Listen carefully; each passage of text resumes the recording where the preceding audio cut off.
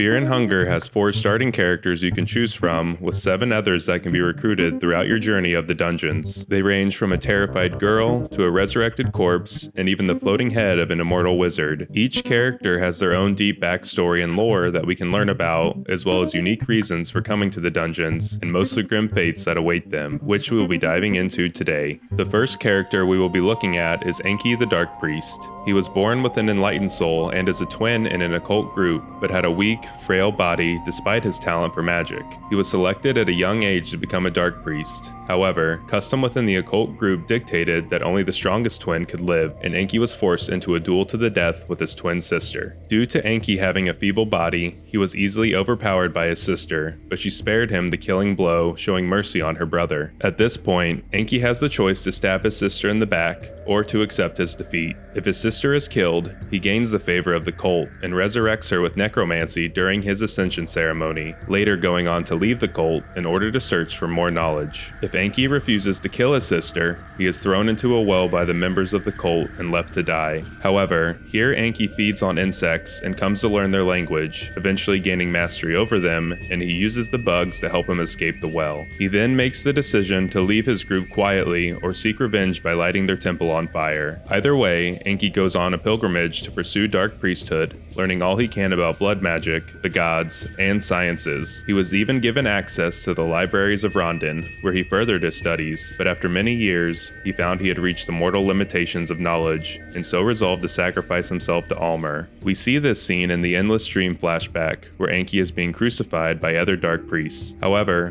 before his sacrifice was complete, he received a vision from the new god Nilvin, showing him visions of a prophesized man who is destined to bring humanity into a new era of greatness. Enki became enraged by this, as he didn't want to be outshined by any other mortal, and ordered the priest to let him down from the cross, and immediately set out for the dungeons of Fear and Hunger to find the man of prophecy, Garde, who we will be looking at soon. Within the dungeons, we find Enki seeking more knowledge, as he can be found at 2 different small library locations. He finds the place he was seeking in the Grand Library of Mahabra, which contains secret teachings of the gods and sciences that are hidden from the mortal world. It would make sense that Enki would seek the Golden Throne to become a new god and try to find enlightenment this way, but after defeating Valtiel, the current enlightened new god, he warns Enki of this path and tells of his own follies trying to seek knowledge this way. Valtiel then tells Enki there was one in his original party who sought a different path of enlightenment. We find this is the mysterious Nas'hrah. We can find him in the mines, where he tells Enki about the path of new godhood being misleading and that resisting it leads to true ascension and enlightenment. He then gives Enki the spirit anchor accessory, which allows him to meet his new god version within the void, but resist the temptation. In Enki's S-ending, we see he goes on to refuse new godhood and seeks the knowledge of the Grand Library.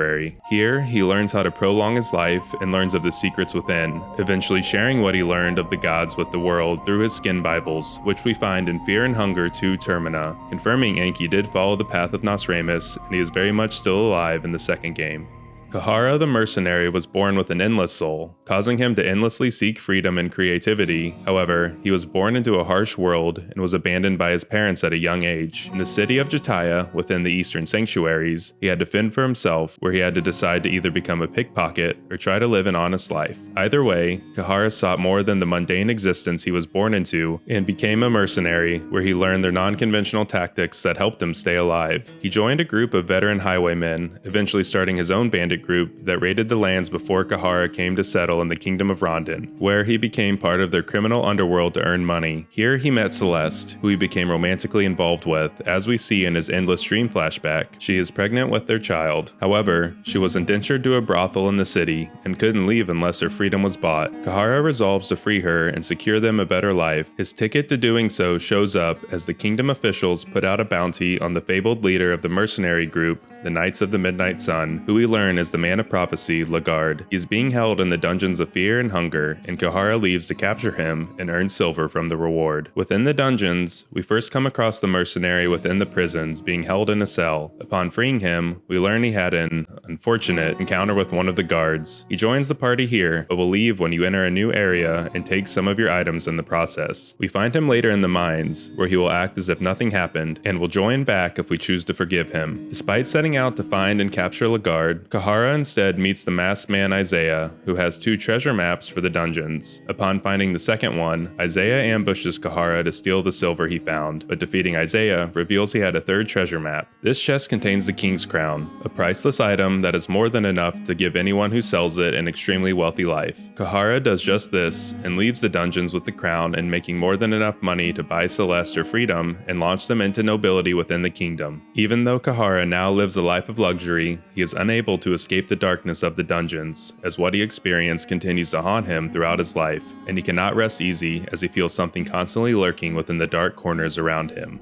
Ragnvaldr the Outlander was born with a tormented soul, which led him to live a life of struggles where his negative experiences would spur him to grow stronger. He was born in the northern lands of Oldegard, a harsh kingdom where as Ragnvaldr grew up, the summers became shorter and the winters longer, causing hunger to become all too familiar to the people of the kingdom. Despite this, Ragnvaldr was trained in the ways of war by his father and became adept at fighting from a young age. Once he was an adult, Ragnvaldr and the other warriors of Oldegard boarded a ship and headed west to find resources and riches for their people. The journey proved to be arduous, and after months of sailing, the warriors still hadn't found land, leading many to succumb to the elements and madness of the cold, dark ocean. This caused some of the warriors to eat their fallen comrades to sustain themselves, and Ragnvaldr can make this choice himself, or resist the dark urge to great anguish. Regardless, the crew ends up making landfall on a mysterious continent that turns out to be the dark land of Vinland. It was untouched by man and tainted by the ancient evils and deities, and the crew soon saw horrors beyond their comprehension. Some lost their minds, while the few who remained sane were able to make it back to their boat, and with them they brought an ancient artifact, the Cube of the Depths. But Ragnvaldr felt this object was a bad omen for him and his people. His suspicions came true on one unfortunate day, as when he returned from a hunting trip, he found his village and family had been slaughtered by a mercenary group called the Knights of the Midnight Sun. They pillaged Oldegard for the Cube of the Depths, leading Ragnvaldr as the sole survivor, and he soon set out to hunt the Midnight Sun's leader,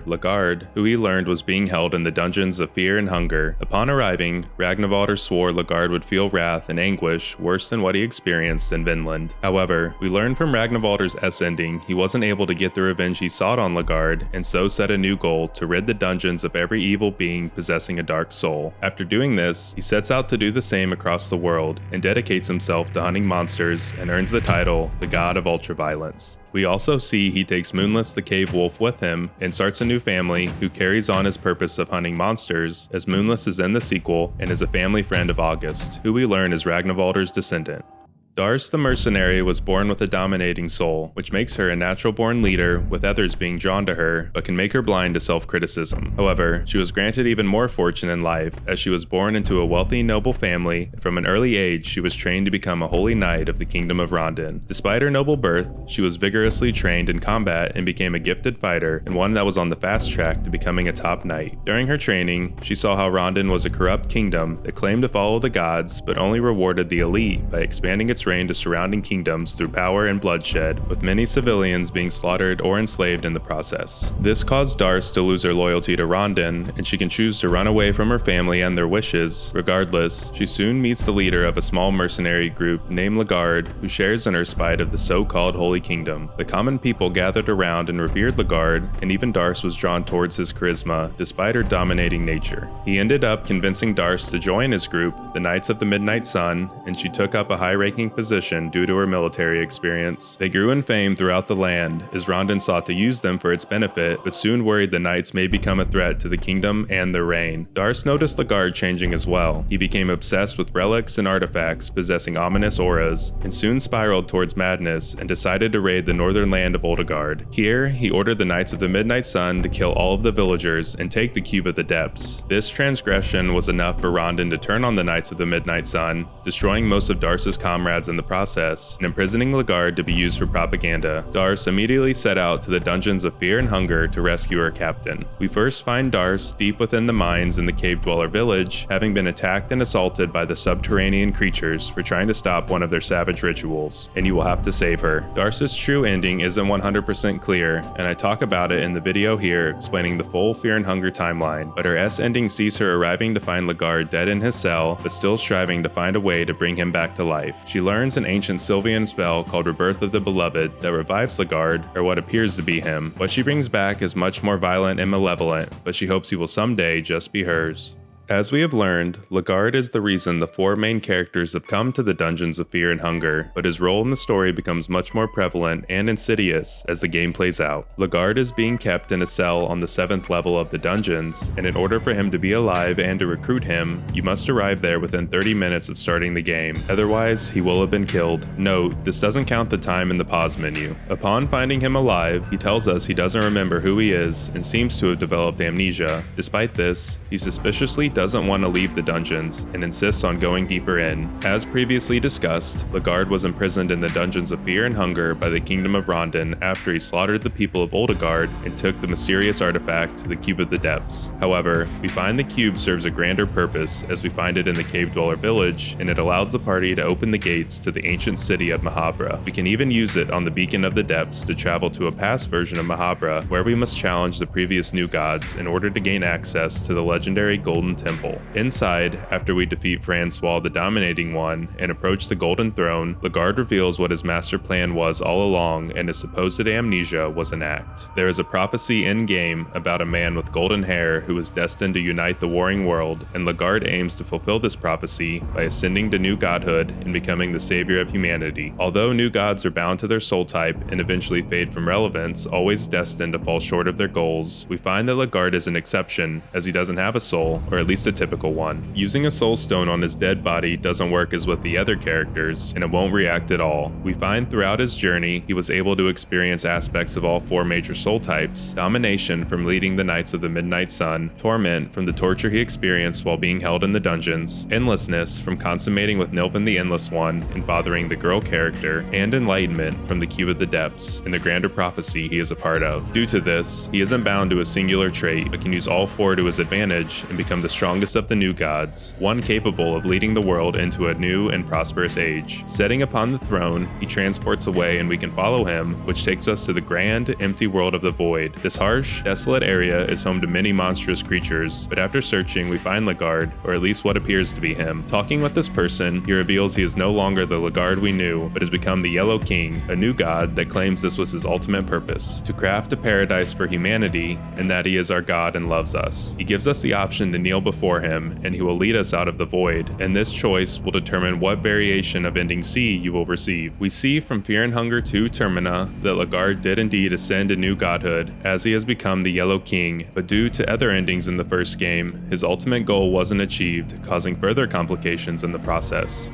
The girl is easily the most surprising and important character in Fear and Hunger. We find her locked in a cage just within the entrance of the dungeons, and we can let her out to recruit her, but she doesn't say a word and remains silent throughout the rest of the game. Who she is and why she was kept here is left unanswered until towards the end, but we can give her the dagger and peculiar doll items to see her show some emotion, as she is grateful to the kindnesses we show, acting as if this is the first nice thing she's ever had done for her. We learn this is more true than we could ever imagine, as we find she is the daughter of Garde, the man of prophecy, and the new god, Nilfin the Endless One, who, when we meet her within the Endless Dream, asks us to take her daughter to the bottom of the dungeon. Their consummation resulted in the girl possessing the soul of the Ancient One, and she is a pure being who has only known fear and hunger from her life in the dungeon. Taking her to the gauntlet within the God of the Depths body reveals Nilfin's true plan, as the girl begins to painfully morph, eventually becoming the god of fear and hunger. Nilfin wanted her daughter to become a beacon of hope and progress for humanity, and the creation of this ascended god marked a new age for mankind, known as the Cruel Age. During these years, humans stopped following the previous reign of the new gods, as they were spurred by their fear and kept moving forward due to their hunger, eventually progressing to modern times, as we find in Fear and Hunger 2 Termina. Although the god of fear and hunger is mostly forgotten in the future, her mark on humanity stands strong and had an immeasurable impact upon the world. Moonless the Cave Wolf is a fan-favorite character that is found within the caverns and is the goodest girl in all of Fear and Hunger. Despite the dungeons being filled with brutal and ravenous beasts, we can recruit Moonless into our party by giving her 2 rotten meats, and she becomes a powerful ally by leveling her up. However, to do so, she will have to mark her territory multiple times throughout the dungeon, and after 10 and 20 times respectively, her bite will get increasingly stronger. We learn Moonless was a regular cave wolf who was too strong and forced out by her pack, before the darkness of the dungeons morphed her into the form we see now. As previously discussed, we see in Fear and Hunger 2 Termina that Ragnvaldr took Moonless with him from the dungeons, as she has grown to a monstrous size. The new god Nas'hrah is by far the most unique character you can get in Fear and Hunger, and he is found in the blood pits as a floating magical head. He is extremely aggressive and spiteful, and yearns to incinerate all who stand in his way, which we become all too familiar with if we choose to show love or sacrifice him in a ritual circle. But he does provide some of the best dialogue in the game. We learn from visiting both the city and new gods of Mahabra that Nas'hrah was the former enlightened new god before Valtiel and came after Badal, who created the Grand Library. He comes from the mysterious land of the Eastern Sanctuaries, proclaims to be the doom and terror of modern man, seeking great power in order to rule over both mankind and the new gods. We also learn he is the leader of the Yellow Mages, who he is taught to channel the blood magic of Grogorath, the god of destruction. During his time in Mahabra, Nas'hrah stood out even among the new gods due to his violent and sadistic tendencies, and earned him the ire of his fellow gods, as Nas'hrah desired more than to spend eternity in the Hall of the Gods. It is mentioned he tricked Badal in some way, making the other new gods furious in the process, but the true event is left unclear. Regardless of what happened, Nas'hrah's current state of a floating head is due to some ploy from the new gods, as when we recruit Nas'hrah, he tells us his true goal is to destroy the reign of the new gods, but he will need his body back before he can do so. It is due to this goal as well why we find him among the gore of the blood pits, as he is stockpiling all of the body parts for a powerful blood magic ritual in order to get his body back. We also see by going to Mahabra that Nas'hrah has a secret laboratory under the Temple of Torment where he conducted clone making and blood magic, as he will create a husk of himself here. However, he ultimately determines it's inferior and subsequently incinerates it. Nas'hrah never ends up getting his body back, as by going to the Gauntlet and ending B, he will come face to face with the traces of Grogorath, the god of destruction. Here, he mocks the fragments of the old god before instantly being smited and turned to ash. Despite this, Nas'hrah manages to live on in a reduced state and has become the beheaded wizard accessory in Fear and Hunger 2 Termina. We learn Osa the Yellow Mage traveled to the dungeons of Fear and Hunger and found what remained of his master, and it was Nas'hrah who guided Osa to the city of Rehevel for the events of the second game.